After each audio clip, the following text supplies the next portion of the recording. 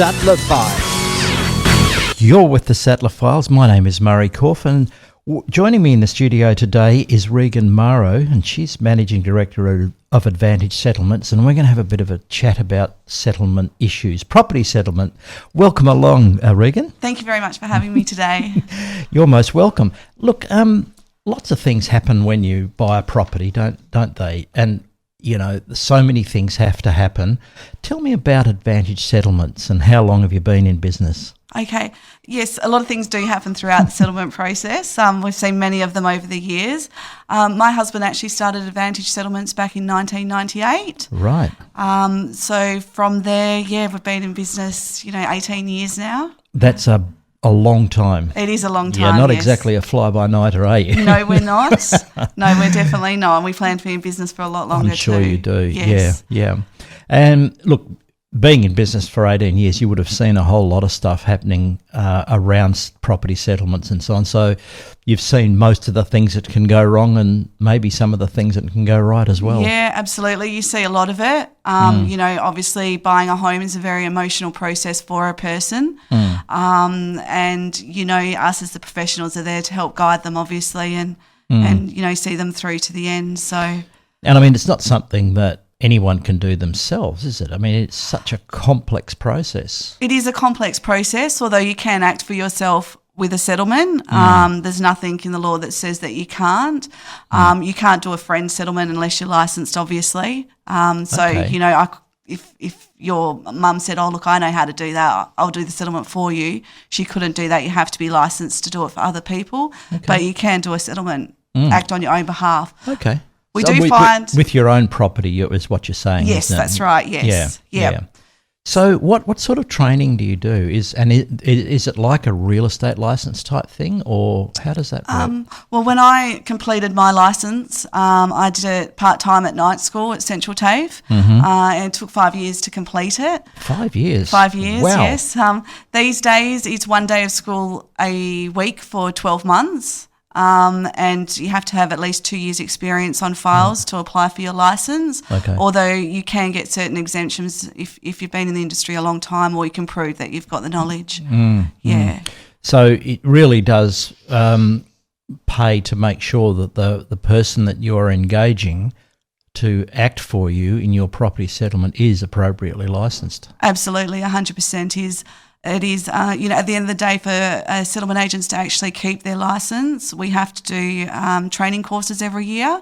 They're professional development courses, and we have to get at least 6 points from these courses to ensure that we keep our licence. So it's not a matter of getting your licence and that's it. We must keep training throughout the year, every year. Yeah. Right, that's something I didn't know. I mean, I know that doctors have to do that. So you put yourself. I mean, you're up there with doctors, learning how to be keep on learning how to be an effective and professional settlement agent. Absolutely, and you learn every day. There's everybody doesn't know anything, and if we come up against things that we haven't seen before, then obviously we have the people within the industry to call, ask the questions. Is there? So okay, that's interesting because. Is there a central body, if you like for example, the real estate industry has the Real Estate Institute. Do settlement agents have something like that? We have the Conveyancers Institute, right. So they're there to support the conveyancers. However, obviously we have our statutory body, which is Department of Commerce. Oh, right. Yeah. So that's the government body that oversees. REWA and the Australian Institute of Conveyancers are obviously there for, the real estate agents for REWA and the Conveyancers Institute for the conveyancers, Okay. Yeah. And so there's obviously some quite a few rules and regulations and you can do's and you can't do's. Absolutely. type of thing through there. There definitely is, and we're very heavily regulated. We have compliance checks at least once every 3 years. We have to have our trust accounts and accounts audited once a year. There's a lot of I's to dot and T's to cross. Indeed, there is. Yeah, it's a very responsible role. So you actually run trust accounts as well, because that's an extremely responsible thing and highly regulated, isn't it? It is, yes. So something like a trust account, I'm not sure how other settlement agencies handle theirs, but we will always do a reconciliation at least once or twice every second day, just really? to make sure that it's all ticking along nicely, especially with all the cyber fraud and stuff like that goes on these days. Yeah. Well, that's right, and of course, there's so many well-documented cases of people's houses being sold when they didn't actually know they were being sold. Yeah, happened twice. Yes, unfortunately. Yeah. And the thing with the West Australian title is once your name's registered on that title, you're guaranteed good title. So with those cases of fraud, the owners couldn't actually get their property back because the people that purchased it were already registered on the title. So that's the thing. That's why you have to make sure that you go through all the steps to take to make sure that who you're dealing with is your client. Yeah. Goodness me. Yeah. So it is something that, you know, in all fairness, you look at it and you think, how can that possibly happen to somebody? So, you know. You do. But unfortunately, they're pretty good, the fraudsters. So, well, they are, aren't they? Yeah. Otherwise, they wouldn't make any money. Absolutely. And that's another reason why it's important to use a licensed settlement agent as well, you know, rather than doing a settlement yourself. Oh, my Lord, yes, absolutely. I've done a couple in my life. And tell me, just as an aside, do you know what happened to those people that were subject to that fraud, how they ended up? Not 100%. I don't know. It's not something that was well publicised. No, it wasn't. I don't know whether or not the government compensated them. I don't know. Yeah. Fair enough. Yeah. No worries. Okay, look, there are lots and lots of settlement agents out there, and obviously you have your points of difference, and so why would somebody choose you? Well, Advantage Settlements, we consider ourselves to be the best out there on the market. Right. You know, at the end of the day, we offer services that a lot of other agencies don't. We're mobile. We'll go anywhere from Quinns Rock to Mandurah to see clients to sign their paperwork. Fantastic. You know, I was in Mandurah last Tuesday night seeing a little old lady who, you know, can't get about, you know, on her own. She doesn't have her own transport. So we'll go down there, see her, sign all the paperwork, attend to an ID check at the same time. And we don't charge our clients extra for those sorts of services. We also offer our clients 100% money-back guarantee as well on our service. So if a client was unhappy with us for any reason at all, then we'll give back our fee to them. In 18 years, it's only happened 3 times. So is that right? Yeah, and we've settled a lot of files in 18 years. So. That's an outstanding record. That really is. And yeah. look, I think that's wonderful that you will actually go to people. I have had occasion in recent years to sell my mother's house. She was in care, and goodness me, the running around that I had to do for the settlement agent at the time that I used, I mean, and the ID check and everything like that, I mean, it was just amazing. But had that agent done what you do, then this would have made my life so much easier. Oh, absolutely. And clients appreciate it, I think, as well, because, you know, otherwise they're looking at paperwork at night and, you know, I don't know the answer to this or that, and it just sits there for those extra days, whereas we can go there, explain it all, take the stress out of the situation for the client. And, of course, Reagan, the other thing is that you'll go and get papers signed on behalf of someone, and then there'll be something else. Yes. Then there'll be something else again. Yes. And it won't be signed properly. Yeah. And that's important, isn't it, having it signed properly? Absolutely. The signing is very important, and the witnessing as well. The onus is on the witness with the paperwork, like the transfer of land document. Yep. So, yeah, it is really important that everything is signed correctly as well. Yeah. Well, I ran into that little problem myself, particularly with the witnessing as well. That was another thing that we didn't quite get right. Yeah, absolutely. Yeah, but I understand. There you go. Yeah. Do you, as a settlement agent, just do properties? Are there other things that you can do? Well, we handle the standard sale and purchase of property. Yeah. We do other things like update titles. So if someone purchased a title when they were married, before they got married and they wanted to update their title to their married name, we can do that for them. We do transfers to the executors of estates, beneficiaries of wills, family court transfers. So if people are separating and they go through the family court and the court issues orders to say this property is to go to this person, that one to that one, then we attend to the transfer pursuant to those court orders. And we also look after things like, you know, if someone was to subdivide their block, you know, once the surveyor's done their job, they need to engage a settlement agent to prepare the application to register the new plan or strata plan. And we do that and arrange all the consents with the banks and things as well.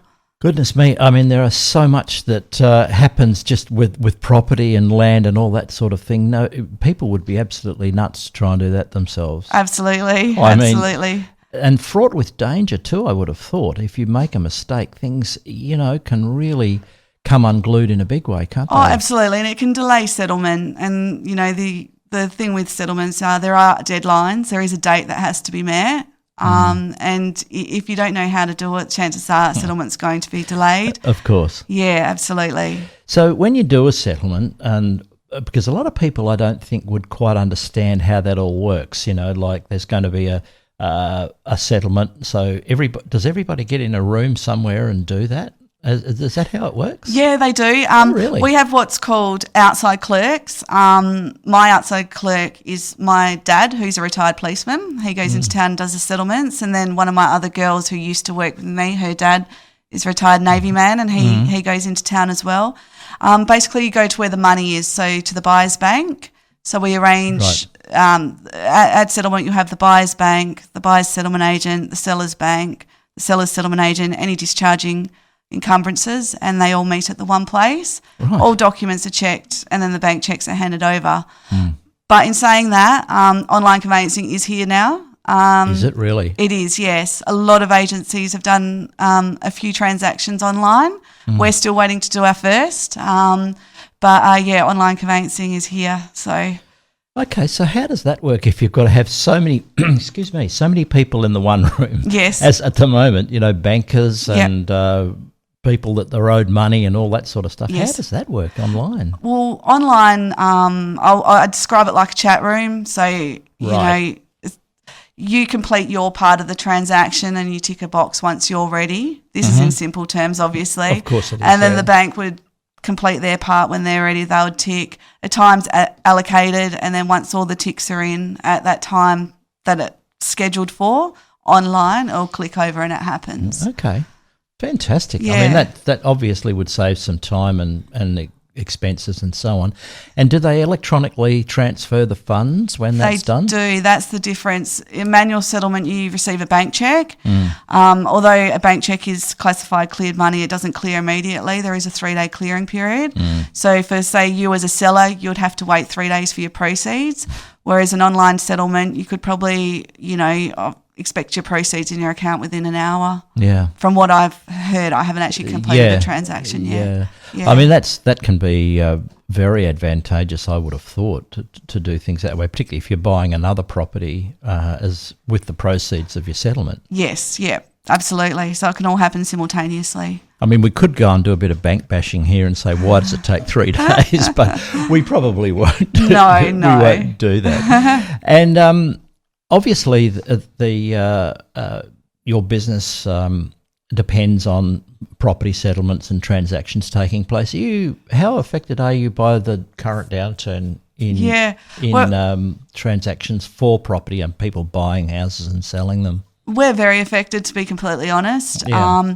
In 18 years of business, the last 12 months has been the quietest period of business, and a lot of the agencies are experiencing exactly the same thing. Well, everybody is. So it is tough times at the moment, but it's just surviving until, the market turns, and keep doing what you do best, and it comes back to you when you provide a good service. So of course, I was about to say that when always the cream rises to the top, doesn't it? Exactly right, yes.